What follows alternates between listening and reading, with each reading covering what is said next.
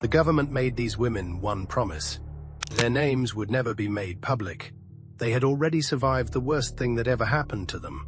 They had already sat in private FBI rooms and told federal agents details so painful they had never spoken them out loud before.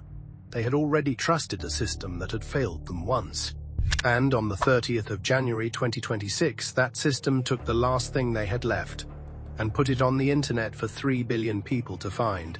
And while it was doing that, it was hiding the names of the men who abused them. That is not a mistake.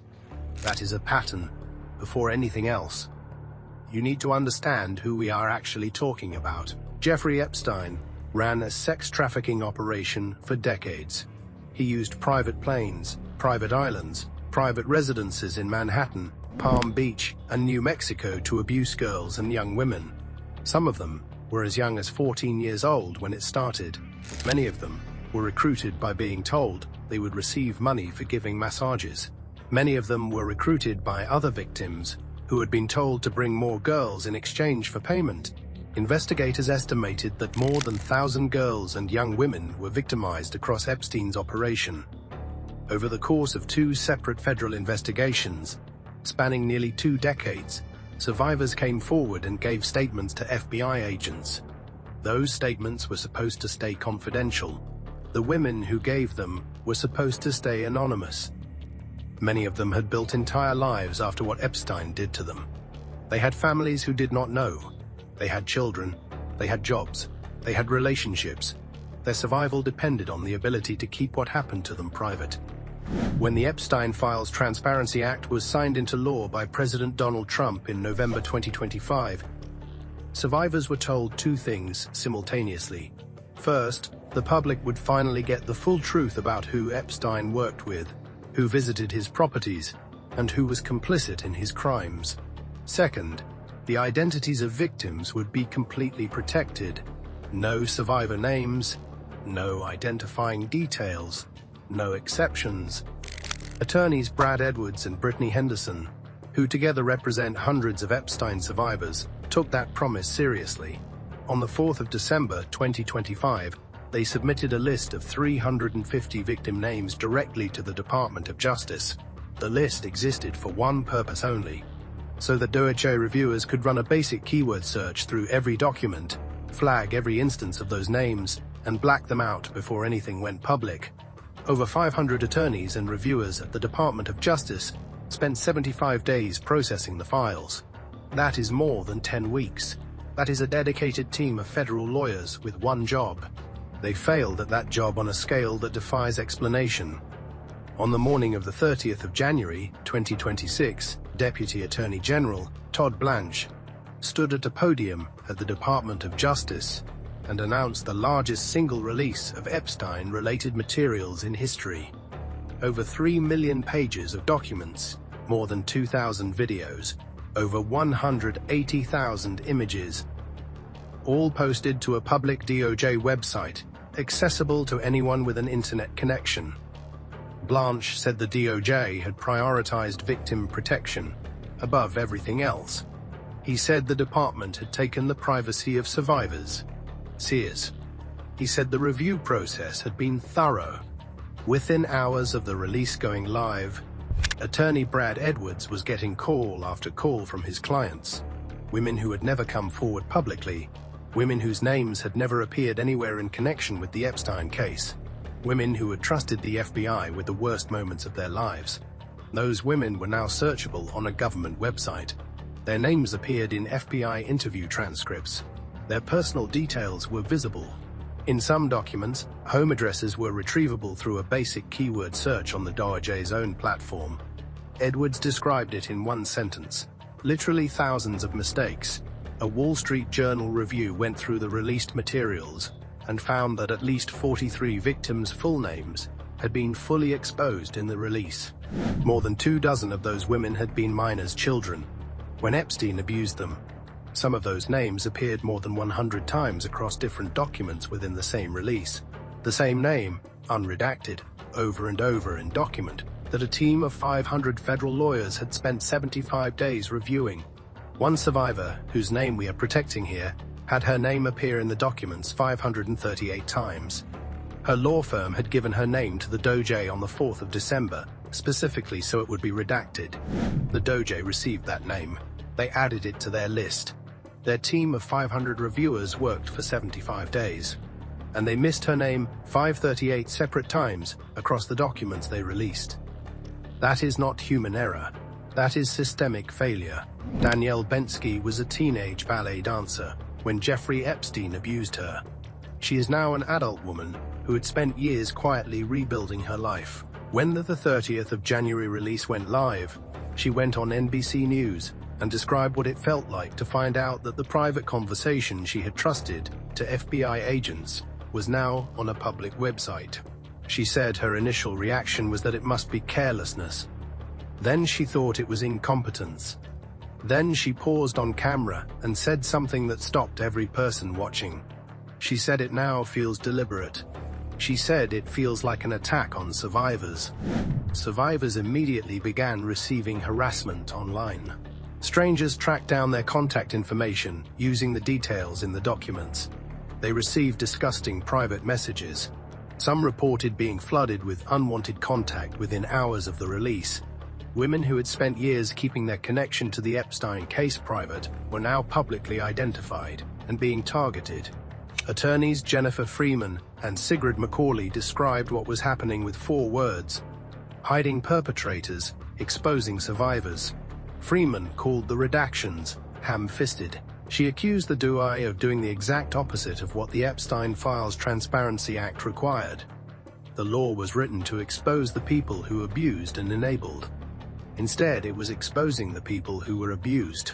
On the 1st of February, 2026, just 2 days after the release, attorneys representing more than 200 Epstein survivors went to federal court. They filed emergency motions, asking 2 federal judges, Richard Berman and Paul Engelmeyer, to order the immediate shutdown of the DOJ's Epstein Files website.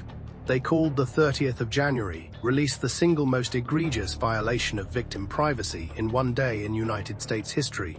That phrase was not hyperbole. It was a legal filing, submitted to federal judges by attorneys who had spent years in this case and knew exactly what they were saying. The DOJ acknowledged some of the failures. They set up an email inbox for victims to report redaction errors. They said they would remove affected documents and correct them. They promised it would be fixed quickly. 5 days later, Brittany Henderson told NBC News that survivors' names were still fully visible and searchable on the government's own website, 5 days after the DOJ promised to fix it. 5 days of those women being publicly exposed with no correction made. Survivors exposed. Names visible for 5 days after promises to fix it. And at the exact same time all of this was happening, the DOJ was protecting a completely different set of names. Stay with this, because what Congress found inside those files is what the entire country needed to see. While survivor names were appearing unredacted across millions of pages, a different category of names was being blacked out with precision. The names of powerful men. On the 9th of February, 2026, 2 members of Congress used their legal authority to walk into a secure Department of Justice facility in Washington and review unredacted versions of the files. Republican Thomas Massie of Kentucky and Democrat Roana of California went in together. No phones were allowed inside. No staff members, only 4 computers were available for use. They had exactly 2 hours to review as much as they could. What they found in those 2 hours became one of the most significant moments in the entire Epstein case. Massie came out of that secure room and told reporters directly that he had found at least 6 men whose names had been blacked out in violation of the law. These were not victims. The Epstein Files Transparency Act only permitted redactions to protect victim identities. These 6 men were not victims. They were listed in FBI documents as people likely incriminated by the evidence. Men who appeared in survivor statements given directly to FBI agents. Men named in connection with visits to Epstein's island, his ranch in New Mexico, and his home in Manhattan. Men who, according to what survivors told the FBI, had raped or abused underage girls. Every single one of their names had been hidden. Massey said one of the 6 was pretty high up in a foreign government. Kana said another was a pretty prominent individual in public life. Neither would name them publicly that day. Massey said he wanted to give the Dajjal a chance to correct what he was calling their mistake. But Kana also revealed something that went far beyond the 6 names.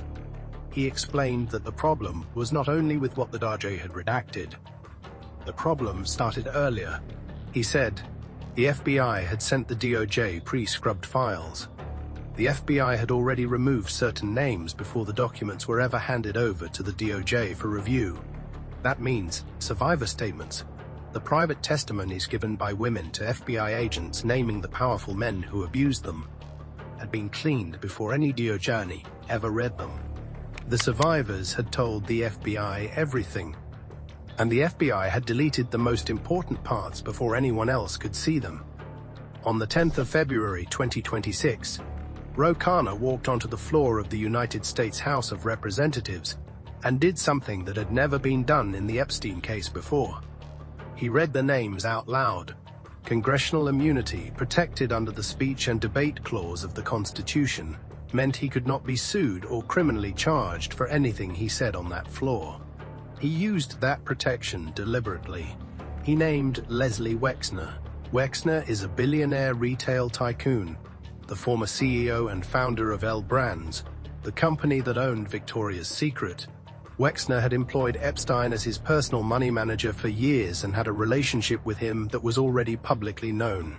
But what Kana revealed on the House floor was new. FBI documents listed Wexner as a co-conspirator. His name had been blacked out nearly 200 times across the publicly released files. The DOJ, after pressure from Massey, eventually unredacted his name. He named Sultan Ahmed bin Sulayem.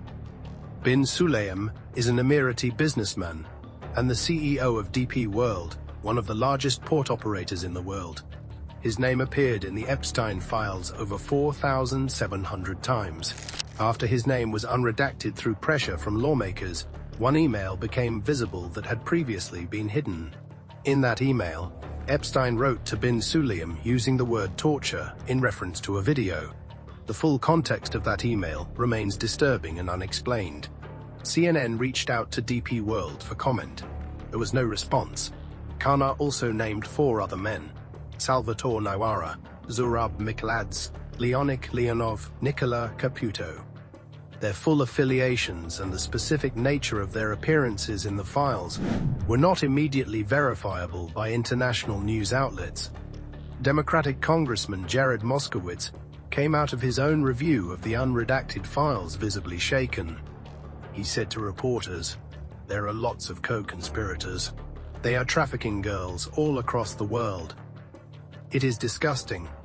Democratic Congressman Jamie Raskin told reporters that he had seen references in the files to girls as young as 9, 10, 11, 14, 16, and 17 years old.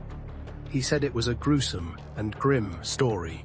Republican Congresswoman Nancy Mace, who had been a vocal advocate for Epstein survivors throughout the entire process, posted publicly that there were missing names on the list the DOJ had submitted to Congress. She said the list was incomplete. Billionaires, foreign government officials, a CEO whose name appeared 4,700 times, and a list that Congress says is still missing names. Here is what the survivors themselves said about all of it. On the 11th of February 2026, Congresswoman Ayanna Pressley stood in front of cameras at a press conference on Capitol Hill. Standing alongside her were Epstein survivors who had come to Washington to demand answers in person. Pressley looked directly at the women beside her and said words that have been repeated across every major news outlet since. She said they had been failed by so many powerful people who could have protected their childhood. She said they had been failed by a government that ignored their cries for decades. She said the shame was not theirs to carry. She called it institutional betrayal. The exact phrase, institutional betrayal, a joint statement signed by 20 Epstein survivors and released publicly, made the situation as clear as it can possibly be stated. They wrote that the release was being sold as transparency, but what it actually did was expose survivors. They wrote that the men who abused them remained hidden and protected. They wrote that was outrageous. They said they should never be the ones named, scrutinized and re-traumatized while Epstein's enablers continue to benefit from secrecy. They ended that statement with 4 words: "This is not over." Virginia Giuffre, one of the most publicly recognized Epstein survivors, had died by suicide in 2025. Her brother Sky Roberts gave interviews in the days after the 30th of January release. He said that intimate details about what happened to his sister were now on a public government website where her children could find them. He said unredacting the names of victims was incredibly insensitive and re-traumatizing. He said the DOJ was protecting the wrong people. Attorney Spencer Kuvin, who has represented multiple Epstein survivors for years, said 8 words to CBS News that no government official has been able to answer. The Department of Justice does not care about victims one bit. The DOJ released approximately 3.5 million pages on the 30th of January. Deputy Attorney General Blanche said that release represented the final disclosure and that the department had met its legal obligations. Lawmakers said that was wrong. Roana and Thomas Massie, the 2 lawmakers who co-authored the Epstein Files Transparency Act, wrote a letter to the DOJ confirming that the department had identified over 6 million pages as potentially responsive to the law. Only half that amount was released. Kana said publicly that the DOJ had not fully complied with the law. He said the department needed to go back and release what was missing. The DOJ has not done so. Attorney General Pam Bondi has been summoned to testify before the House Judiciary Committee. Lawmakers from both parties have said they intend to press her directly on how redactions were handled, why the FBI sent pre-scrubbed files, and whether the 30th of January release actually met the legal standard the Epstein Files Transparency Act required. As of today, not one single additional person has been charged in connection with Epstein's crimes. Deputy Attorney General Blanche said publicly that additional charges are unlikely. That statement came from the same department that exposed the names of 43 victims, while hiding the names of men listed as co-conspirators in FBI documents. 3 countries have launched their own investigations after seeing what was in the files. Turkey opened an inquiry in December 2025 after the files indicated Epstein may have trafficked girls from Turkey, the Czech Republic, and Asia. Lithuania launched an investigation in February 2026 after local media identified names of Lithuanian models and arts figures in the files. International accountability may be moving faster than American accountability, and 2 million pages of documents are still sitting somewhere in a DOJ server, unseen by the public and held back from the release that was supposed to be complete. Here is the full picture of what happened. A government that spent 75 days and deployed 500 attorneys to process files managed to miss a single survivor's name 538 times.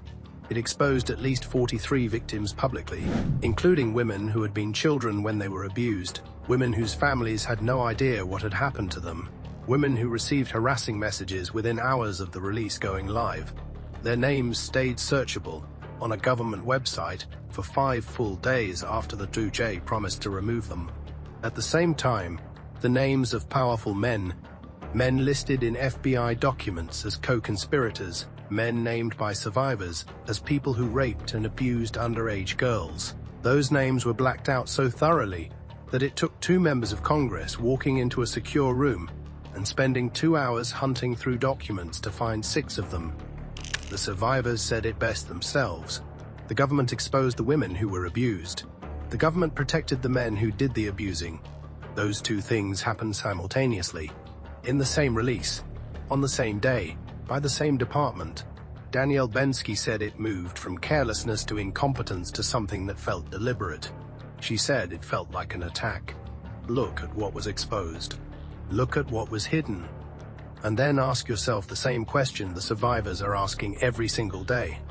Is this transparency, or is this the same cover-up that has been running since the first FBI complaint was filed in 1996 and ignored, just with a new website and a press conference attached to it? The survivors said this is not over. They will not stop until every abuser is named and every enabler is fully exposed. They have been saying that for 30 years. The question now is whether anyone with the power to act is finally listening.